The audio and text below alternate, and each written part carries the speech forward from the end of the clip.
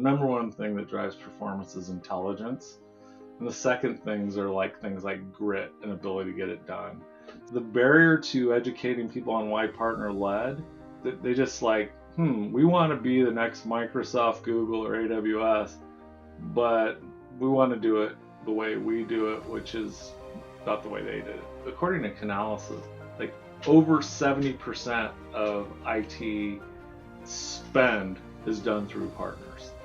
And so like whenever I hear this space, the go-to-market space, I'm always like just fascinated by like, oh, this is a trend. No, it's not a trend. If you can't get off the ground today with this level of AI, what makes you think you're going to get off the ground in 2 years when it's 10x better?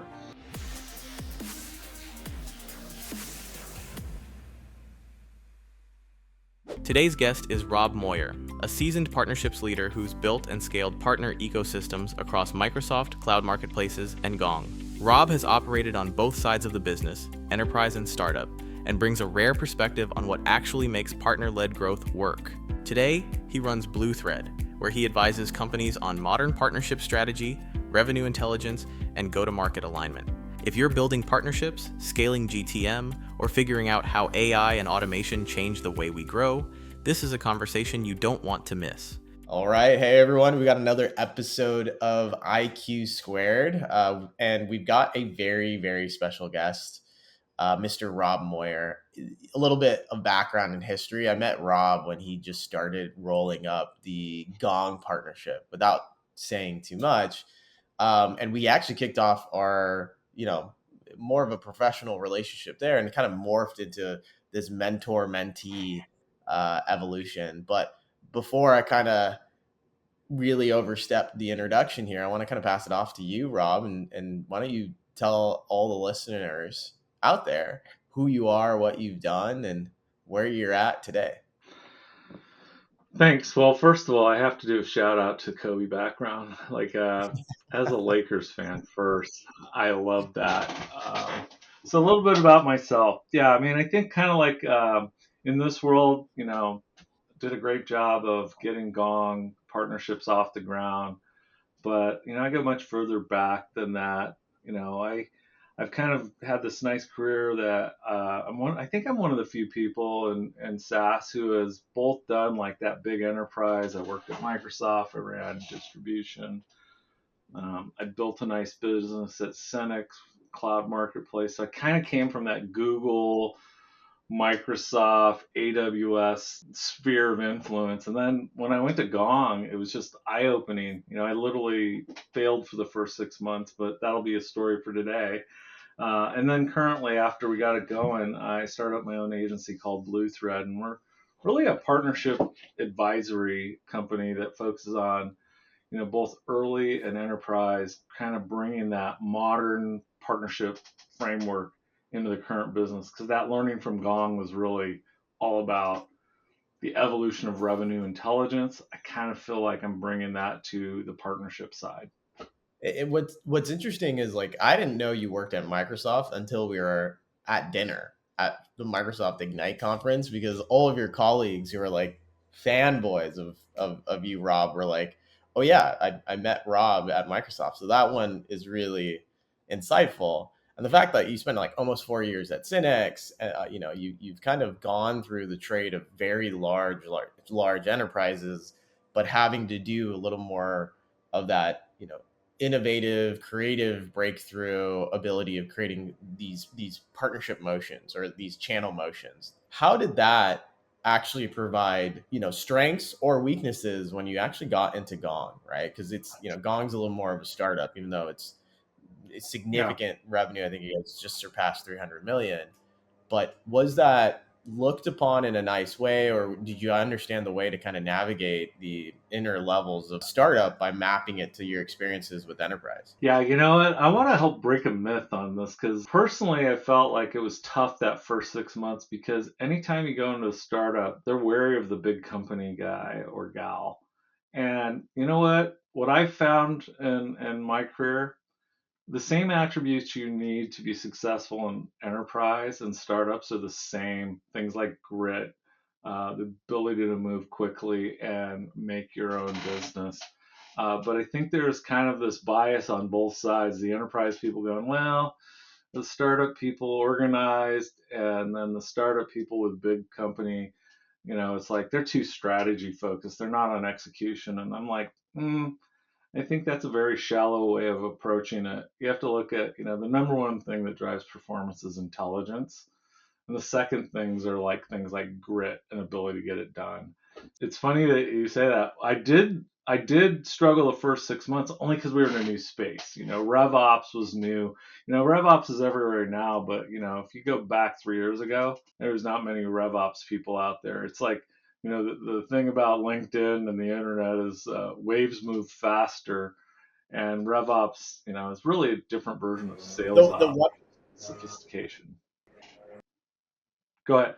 The one interesting thing about what you kind of said, that myth, which is really interesting because like we think about it all the time. Like I came from Intel, we started in the startups and we hired a few kind of enterprise folks. And the idea is like, they're coming in with a big desk, right? Are they actually going to get gritty and in the trenches? And I like to say, and I'd like to support you on that, not to just pump you up, is you do get in the trenches, right? It's a very unique situation to actually identify somebody who actually comes in with a lot of experience and kind of make that happen. So, I'm curious, when it came to the Gong environment, did you bring in any of the old personnel and or friendships or colleagues from your older companies into kind of that new world of Gong? I didn't do too much because of the crossover back office, front office. But, the other little known fact is I was a buyer. So I took more of that mentality. I think where it really clicked is my die on the hill moment was that we were going to go down a marketplace strategy. And that's where I brought my background. It wasn't necessarily I brought people, I brought my whole notion that for SaaS companies that are, sub billion, just the way the enterprise buyer works, whether it's AWS, Microsoft, or Google, those marketplaces are an accelerator to your business.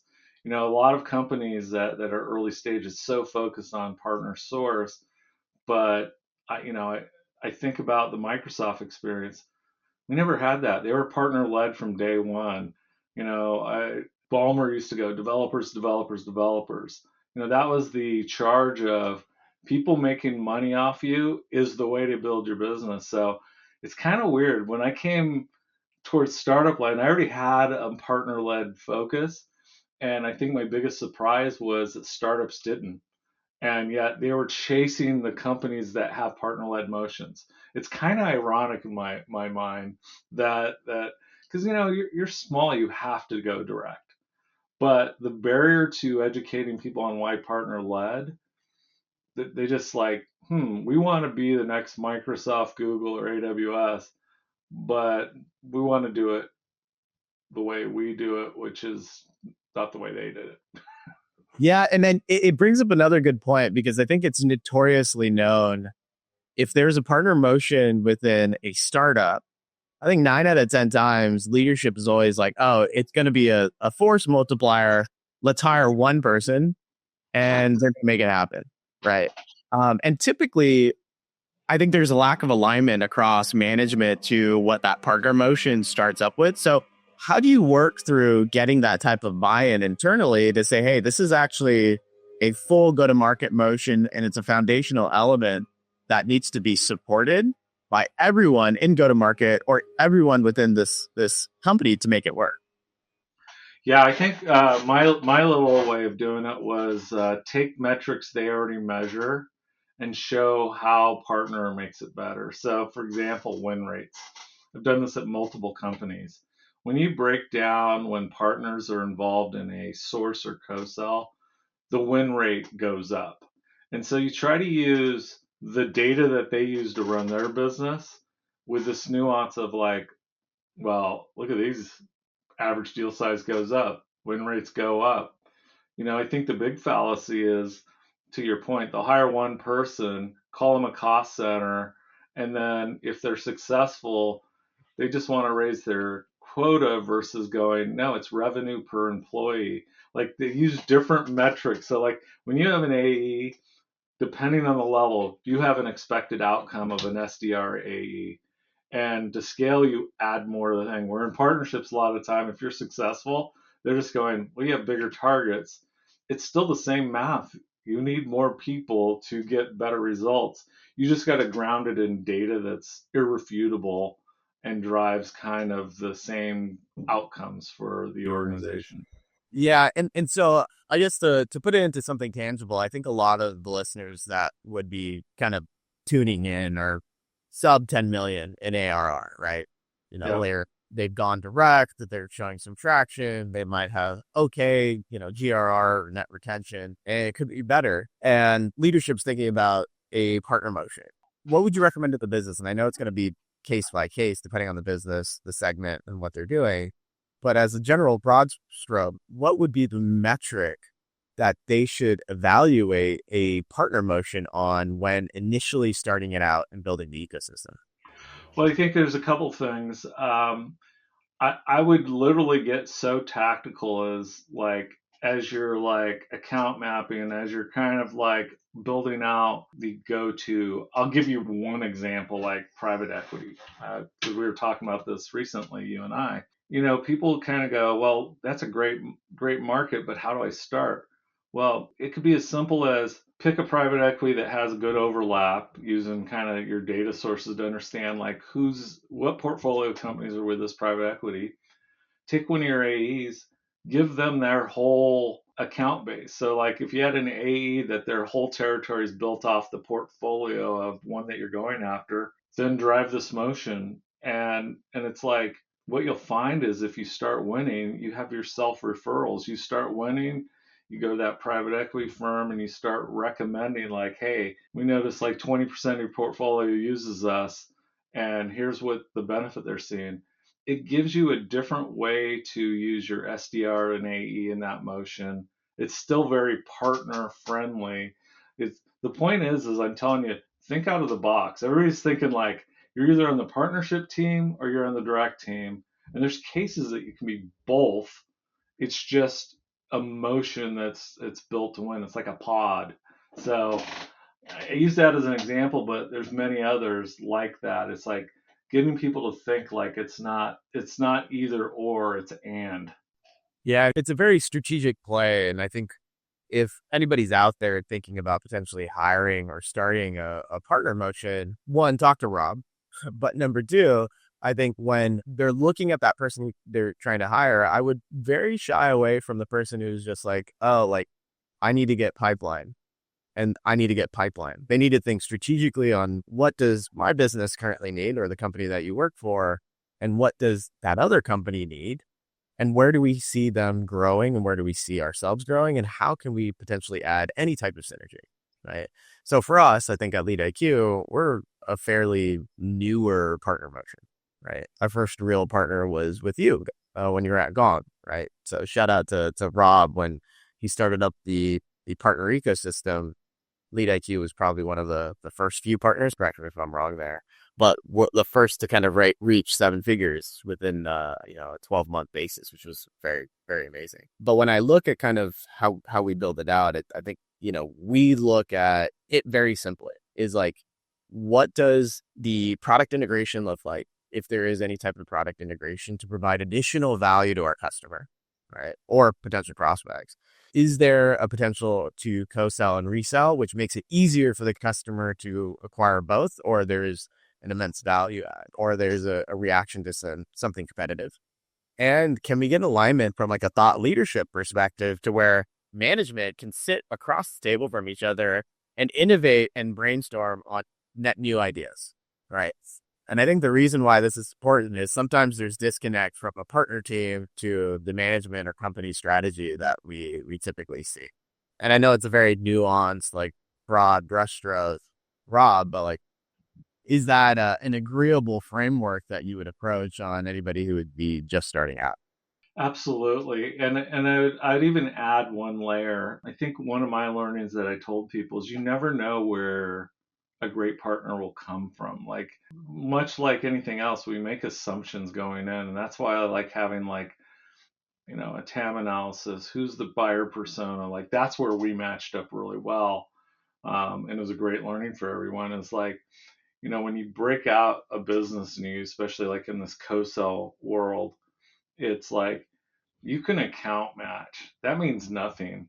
If you have the right buyer persona and account match, that's where the magic happens because for an AE or CSM, when they're working with that other partner, if it's too much of a heavy lift, they're out. And then it's up to the partner manager. But if there's like this, oh, we're already talking to this group, we'll win together, that mentality tends to close deals much faster. So it's like those little extra details that you do in the prep and in the early days that understand if where's the unlock in this relationship. Yeah. And I think it goes into the harder question is like, let's say you ink that partner deal. It makes a lot of sense. There's excitement on both ends. I think the harder part is enablement, right? How do you get your field team or your boots on ground to actually start thinking about, oh, this could be a great partner opportunity and through that process? I think it's forever a battle, but how would you approach that? I've had to do this many times, many companies. It's no different than direct selling internally. You got to find sponsors, go find that champion. I typically try to go after high performing AEs because they had more influence. And then I would like win with them and then cascade that message out. It's like much like in partner world, there's nothing like referrals. In the AE world, there's nothing like a AE telling another AE, "Hey, this is a great solution. You got to work together." That's like basic sales 101, but it's underappreciated, underused to like be that specific. Everybody's trying to solve like, I hate to say it this way, but trying to solve like boil the ocean or world hunger on enablement. Now, like, focus on who can actually do the next thing you need, and when you get two or three of them, then you can get to 5 or 10 of them, because you can do a webinar and it's kind of like open cold email rate. There's like one person in the audience out of 10 even remotely paying attention on enablement. Like, and I know I'm cynical here, but I think we all have faced that one. What I love about your answer, it's not, oh, like go to leadership and have leadership kind of punt it down. It's very realistic, right? Like you're 100% right. My eyes, gloss over, and I probably shouldn't admit this, but a quick enablement meeting means that's time for me to catch up on emails and Slacks, right? But if you're in the face and you're working with an AE to say, hey, this is why the benefits are, it'll help you sell more of your existing product, to the AMs or the CSMs, it'll help you on your renewal or potential expansion. I think that's when they see something a little more tangible and they're kind of ready to kick in and move forward. Well, Um, and it's funny how I have a real story for you around Lead IQ. Because if you remember when you showed me your Chrome browser, like you just did a 5 minute explanation and then you helped me put the Lead IQ Chrome browser extension on. So when I logged into LinkedIn, that 5 minutes was probably more than the hour enablement that I went through back in the day, because you literally did this hands-on, like here's how you use it, and it was like the aha moment is I still have the Lead IQ icon next to my Chrome. So uh, that yeah, just tells you like how people just get one or two at a time, and then I cascade. I've told that to 3 or 4 people already. yeah, and it's repetition consistently. It's like how many times can I try to help you with even the basics, right? You're 100% right. It's like remove the assumptions associated with how people are looking at your product, the value associated with it, because we're our biggest hype men. But I think you have to be cynical to understand. Okay, I got to repeat that process and I got to move it forward. Thinking about this and kind of segueing into a kind of a newer conversation, I'm interested in, and maybe it's just because I'm in the partner world a little bit deeper now, but I'm interested in the idea of how many companies are trying to approach the industry with a partner led approach, right? Why do you think that's changed? Or maybe it's always been like this, but in my opinion, it seems like over the past 18, even to 24 months, people are like, partnerships is the only way to go and move forward as a bet or a safety net as they continue to grow.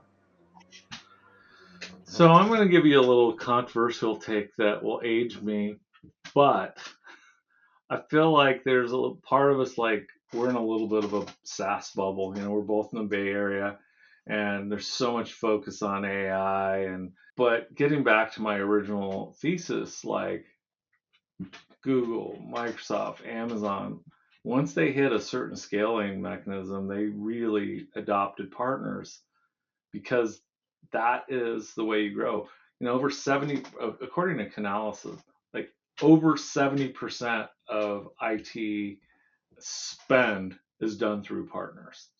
And so, like, whenever I hear this space, the go to market space, I'm always like just fascinated by, like, oh, this is a trend. No, it's not a trend. It's maybe a lot of companies are growing up to see, like, oh, this is the way to go. You know, I've done a lot of benchmarking over the years. Like, if you're under 500 million, you know, you have to be on the path to 35 to 40% of partner uh, impacted business.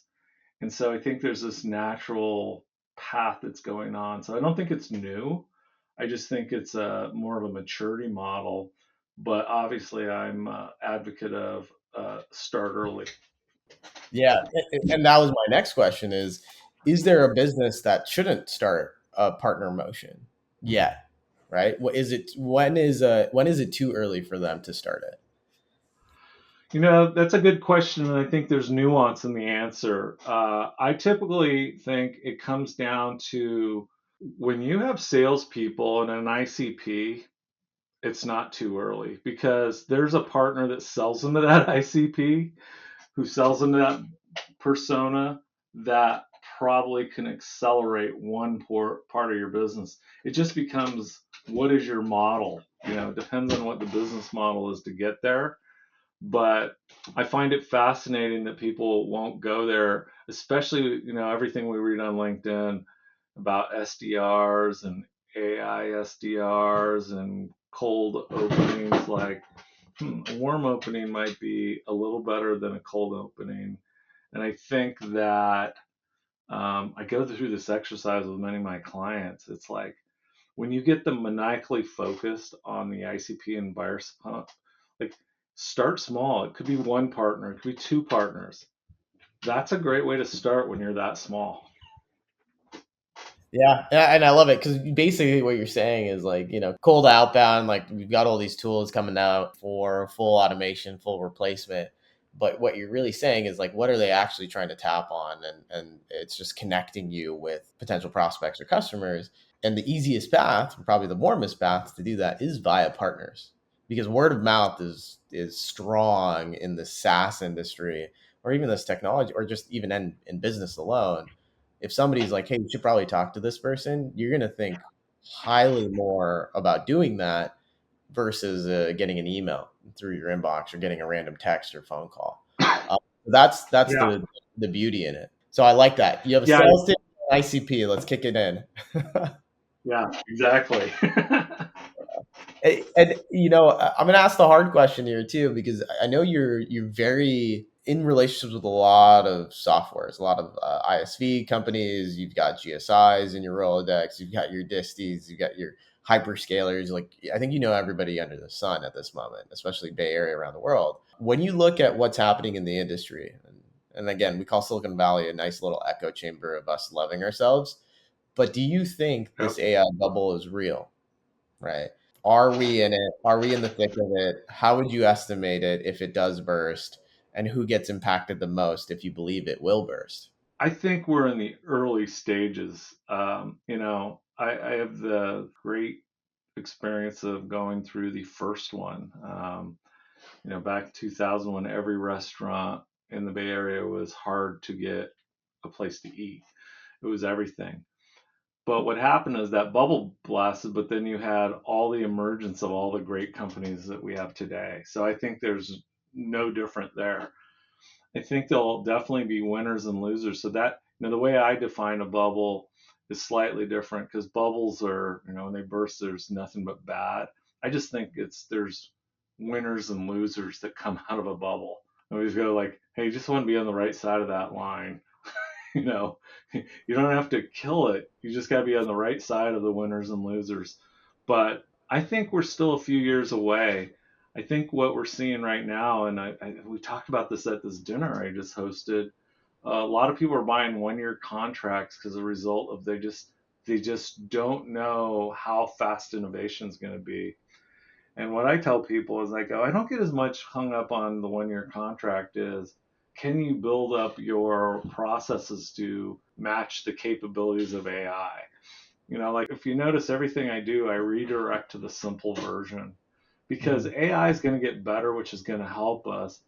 But if you can't get off the ground today with this level of AI, what makes you think you're going to get off the ground in 2 years when it's 10x better? So I'm answering Yeah. it slightly different than a bubble. It's more about how do you transform your company to take advantage of all this productivity. Yeah. So what you're telling me is it's the right time to start building a business if you had the aspirations to build it. It's also the right time if you are interested in AI to lean in and learn it or purchase it because at the end of the day it's all an enablement path or an upgrade path as it matures more and more. Um, Oh yeah, I want to give you a perfect example. I'll use myself. Here I am, the old guy starting a business, a lifestyle business. Yeah, I have my own tech stack that I can produce. Today, I can produce what 3 to 5 people would have just a few years ago. I have my Slack, my Google, my Teams. I have those integrations from HubSpot. I have Lead IQ on my outbounding. Like I look at all these tools as a productivity hack to do something that would have taken hours. So it's funny, just because I'm a geek, I wanted to figure out this like how am I going to outbound? I have a pretty good business inbound. I write a lot on LinkedIn, so I get a lot of that. But I was like, I got to believe in what I do. So I like to use the automation. So I put Chat GPT in my Slack automation.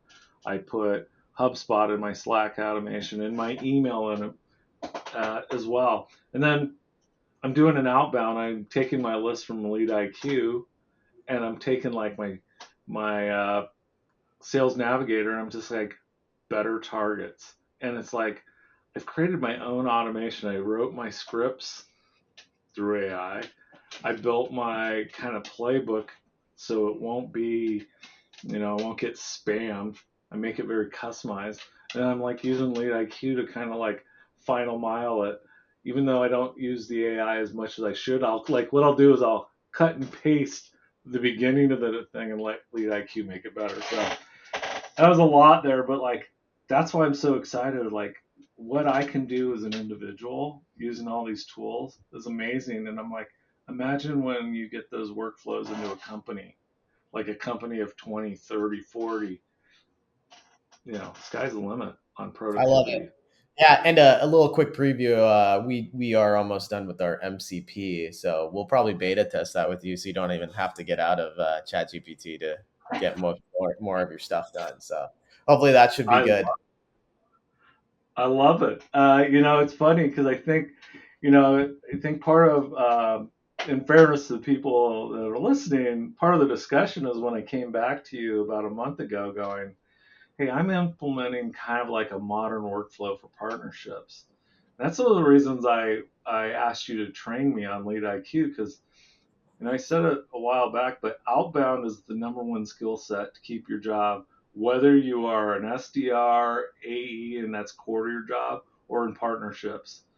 And so, like, having that muscle and having tools that can speed up your job is super important. So, one of my things to do, and I'm not here to just make this a plug for Lead IQ, but a plug for innovation. Partner teams need to outbound and use the tools that their counterparts on direct side are using to drive better results. And like that's the hill I'm dying on in my consulting, and that's the hill I'm dying on in all my roundtables. No, I love it. I love it. Rob, thank you so much. I know we've kind of hit and maximized our time here, but I do appreciate all of the work, the expertise, and the insights that you kind of gave us, not only in this call, but overall over the past few years, and I'm sure continuing moving forward. But for anybody who wants to pick your brain around partnerships, around your experience, or just, you know, naturally want to cold connect to see and keep you in their network, how can they reach you? What's a good email? It's very simple. Rob@BlueThread.io, or find me on LinkedIn. Yeah, he's gonna have a LinkedIn like influencer badge right next to him fairly soon. So I'm pretty I sure don't know about that. once you get to your LinkedIn 100,000 knucklehead. followers. Yeah. It'll be like LinkedIn knucklehead, but no, Yeah. it's a great network. Yeah. Well, I appreciate it, Rob. Thank you again, and I'm sure we'll chat very soon. Okay.